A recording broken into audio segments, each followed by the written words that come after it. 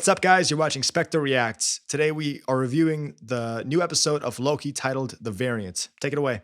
Thank God someone else did that intro. I hate doing that. All right, he's back, guys. My brother is back. I'm back. I like this show. I really like this show, particularly because Mobius shows himself to be just as smart as Loki. And it reminds me of this show I used to watch, and I've been begging you to watch it for so long.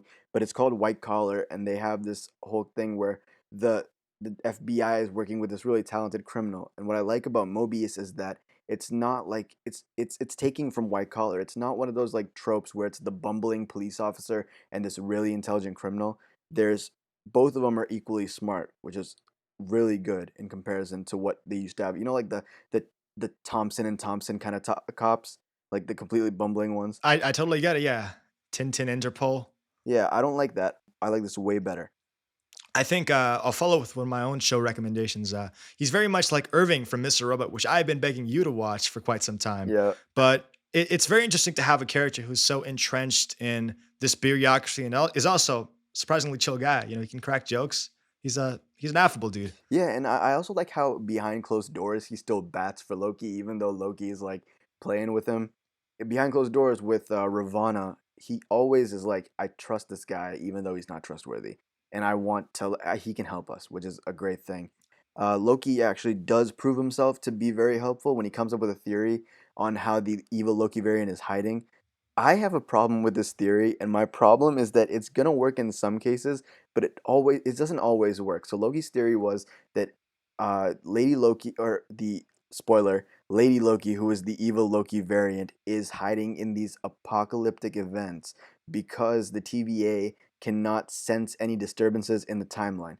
That bothers me because that doesn't always work. As I said, his idea was that if I go to Ragnarok and I start flailing my arms, for example, say you send me to Ragnarok and I start flailing my arms like Asgard's gonna be destroyed as soon as Loki puts Surtur's helmet into the eternal flames, and Loki hears me, he might put a little extra skip in his step when he's getting out of there. He might book it out of there and not grab the Tesseract, which will result in when Thanos is going to attack the ship, Loki is going to be like, haha, I don't have the Tesseract for you, and Infinity War and Endgame will just have never happened.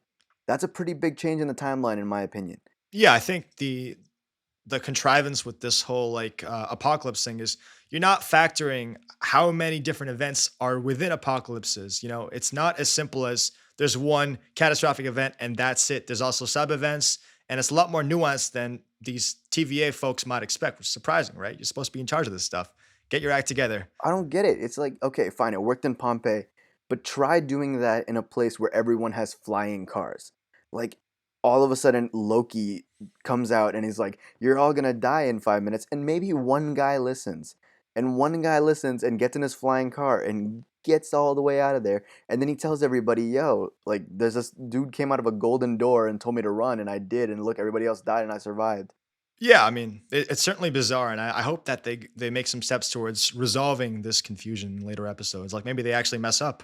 Anyways, Loki also learns about the timekeepers a little bit more, which is really, really cool. It does kind of, I feel like the show is trying to tell us that these are dictators, and just by everything they say, every time I hear the words, they just want no chaos, I think, oh boy, here come the dictators. And because it sounds, the timekeepers' mission statement really sounds a lot to me like Loki's mission statement from Avengers 1, where he's like, isn't it easier if you all just follow me? That's what the timekeepers are doing. Isn't it easier if you just all follow this timeline that I have deemed, or us three have deemed, to be sacred? Yeah, I'm wondering where the hell these guys are time wise. Like, do you guys have it all written out, or is it like a real time thing? And if it's real time, then how are you guys able to go back in time and forward in time? Yeah, how much of the time? That's so interesting. It's almost like they don't control time, and it's just like they can just manipulate. They've just learned how to manipulate time with those little like lantern time devices thing that they have. They're bluffing, and maybe Lady Loki saw through that bluff, but we'll get to that. Yeah. Now, the team is tasked with seeing if Lady Loki's hiding in an apocalyptic event in 2050 in Alabama. And I personally liked how like developed that futuristic society was. It was almost like Blade Runner 2049. Uh, but yeah, very, very good graphics at that particular section of this show. Oh yeah. That storm looked really legit, and it looked really scary. I think when on Google, when somebody searched it up, I think it might have even been you. You said it was like a class 10 apocalyptic event, which is probably why Lady Loki chose it for her big plan. Yeah, surprising because you think Ragnarok kind of exceeded that, but I think it's on the basis of casualties. So maybe a lot more people died here than Ragnarok. Yeah, who knows?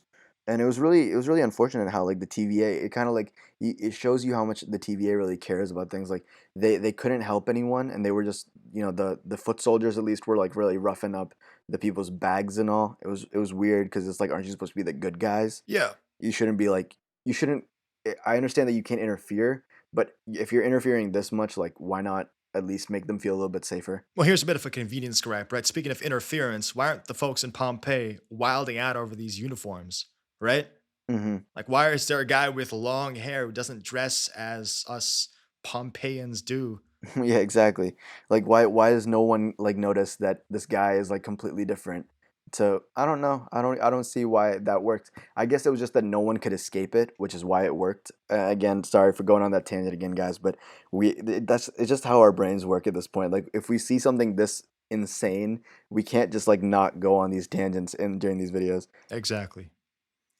Now, yeah, Lady Loki is up to quite some business in the store. Yeah, so anyways, Lady Loki is up to a big plan that she has. She's putting this plan in motion, and to distract Loki, she starts using this enchantment spell to control people and like talk through their bodies. Now, this kind of reminded me of in Avengers 1 how Loki used to use a scepter, the scepter, and he used to like um control people, but they still had enough free will to talk for themselves. This was like a step over that, which kind of indicates to me that Mobius was right when he said that Lady Loki was more powerful than Loki. Yeah, I certainly think that Mobius is in the right here, and that she certainly seems OP in her own right. I'll give her that. Uh, Yeah, and a lot smarter. yeah, 100%. But at the same time, let's not discredit real Loki here too. Real Loki just doesn't have the experience that this Loki must have. And with the TVA, she's kind of just understood how to mess with stuff. And again, I feel like Lady Loki, she realized that by setting these devices all over time and space, you can really mess with the timeline. I'm curious to see how she came to that realization, as well as some of her backstory and how it differs from our Loki. Well, the biggest difference would be this.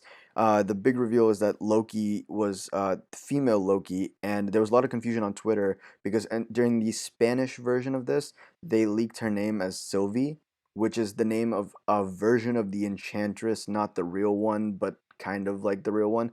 And everyone was like debating on Twitter, and we finally did find the answer. Lady Loki's name is Sylvie, but not the Sylvie, the Enchantress one. It's Sylvie Laufeydottir, which we should remember from Hela being Odin's daughter. That's how they do the names over there. It's. I know it sounds made up, but that's exactly how they do it. And this confirms that Sylvie is Loki, but in her timeline, she got a different gender and name. Yeah, so good to have that clarification from eagle-eyed viewers like you and I, right? Yeah, thank God we finally figured it out because that was a big one. Loki follows her into this TVA door thing that she makes her escape in, and it looked really a lot like Lady Loki was leaving that door open, in the words of Bruno Bruno Mars. Mars, for for him so he could come in because it was open for a really long time, and then when he stepped in, it just closed, and they left the TVA behind, and that's where the episode I ends. wonder what motivated him to go through that door. I mean, my some people were saying that like maybe Loki sees the error in his previous phase and doesn't want to work with these folks anymore. Yeah, that's what I would assume. Also, it just this guy's the god of mischief. It's just like curiosity at some point will take over, right? Yeah, he's just messing around. He just wants to know. He wants to know why this person is so much like this person in for all intents and purposes, Loki has not been really like outsmarted yet, other than by the Avengers. Like that wasn't even outsmarted. And That was just beaten. Thanos. Well, Thanos, he hadn't really met Thanos up till now. He'd just met that guy. Remember that guy that Ronan like snapped that dude's neck in Guardians of the Galaxy? The other. Yeah, but Thanos was the one who saved him after he fell in Thor, correct? I guess. Yeah, yeah, yeah. He definitely did recognize Thanos when in episode one. But Yeah, he I was guess losing he was losing his shit when he saw that ship pull up. He's like, "Oh shit." yeah, yeah, yeah, no, no, no. And when he saw like that whole thing with Thanos killing him, he just like stands up. He's like, "God damn, that's how I die. Glorious purpose." Yeah.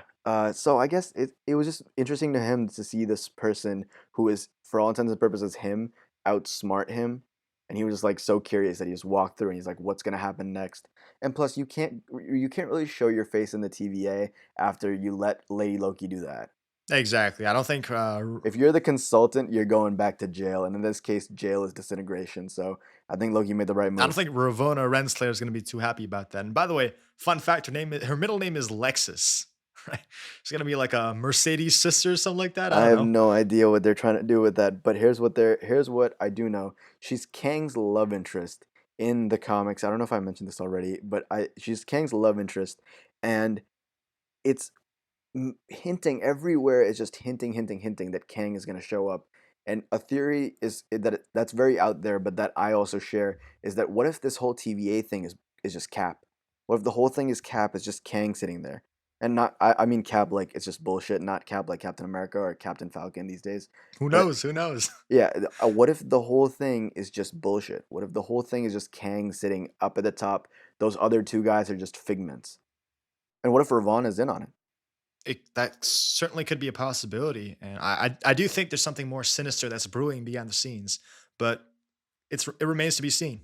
Yeah, but so far, my criticisms with the theories that Loki has had and all that aside, I really like the show. In my opinion, it's the best Disney Plus show so far. I know you don't share that opinion because you're a Mando fan, but I really like it. Just regardless. I mean, we got to give it some time to maybe finish its course, Agreed, but agreed. who knows? Maybe I might change my mind once this is all said and done. Here's the things I've seen before this is WandaVision and Falcon and Winter Soldier, and I liked Falcon and the Winter Soldier more than WandaVision, and I like this more than Falcon and the Winter Soldier. So I guess the upward trend is something that I'm very happy with.